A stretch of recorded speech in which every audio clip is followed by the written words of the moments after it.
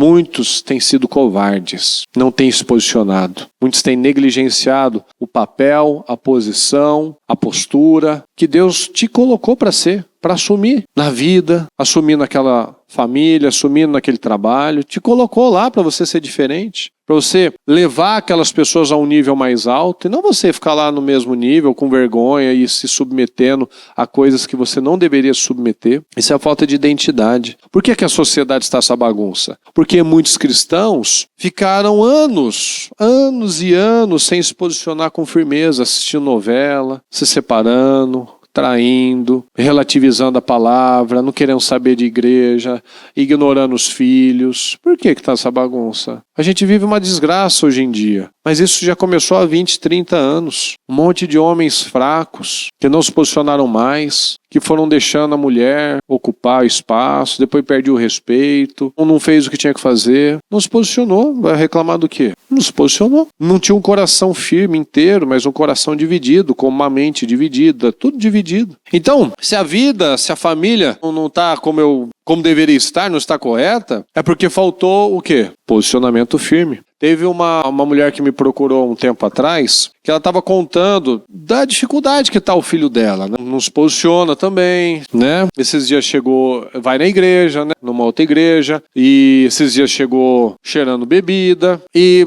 a mulher dele sai com a amiga. Onde começou? Na falta de postura dele. Ele chegou um dia, foi com os amigos, casado. Você que é casado, você não tem que ter mais amigo solteiro. Você tem amigo solteiro, você não combina você ter amigo casado.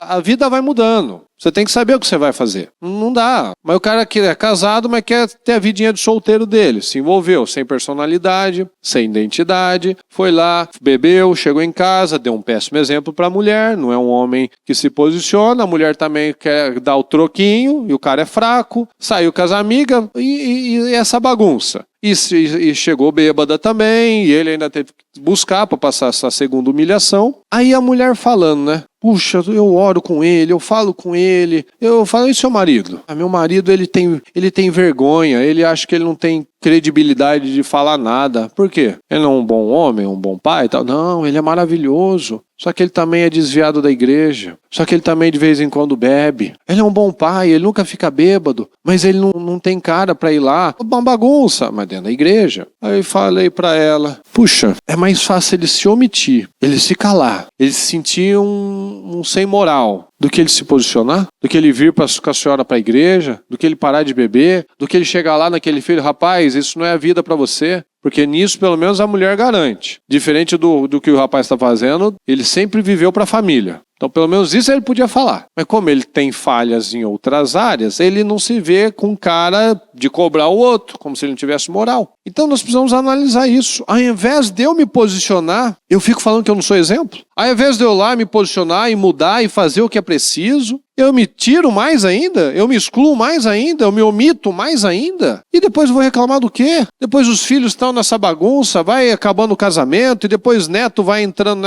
nesse sofrimento todo. E eu vou ficando quieto, não, porque eu não tenho moral, eu não tenho o que falar. Então se posiciona, rapaz. Então vamos nos levantar e assumir a posição que Deus nos colocou, porque nós mudamos. Se não for então por mim, que seja por ele. Eu mudo pelos filhos então, porque eu não quero que eles sejam derrotados, porque eu não quero que eles tenham um mau exemplo, porque o que nós vamos deixar é como nós vamos terminar. Como você termina, vai ser como você vai ser lembrado. Meu pai foi um bom homem, mas é bonzinho só. Nunca prejudicou ninguém, mas não tinha pulso, não deixou aquela marca, aquela imagem forte. É legal, era bonzinho. Lembra que a gente falou, já, acho que no ano passado, do homem não pode ser bonzinho?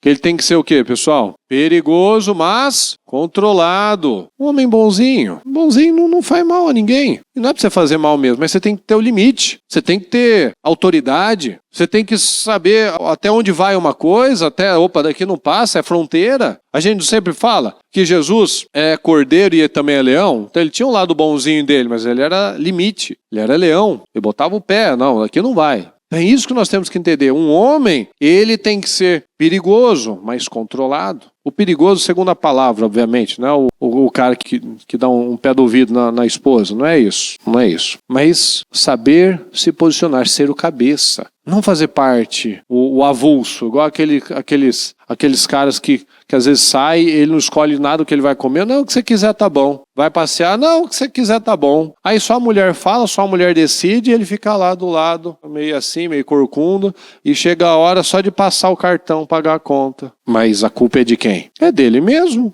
Ele se colocou nessa situação. Ele foi saindo. Não, sua mãe que decide. Não, sua mãe. Claro, a mulher vai decidir. Tem coisa que você não cabe mesmo. Mas você tem que dar a palavra. E não é aquela, não, lá em casa eu dou a última palavra. Sim, senhora. Não é assim. Então uma grande vida, ela exige decisões. E decisões difíceis.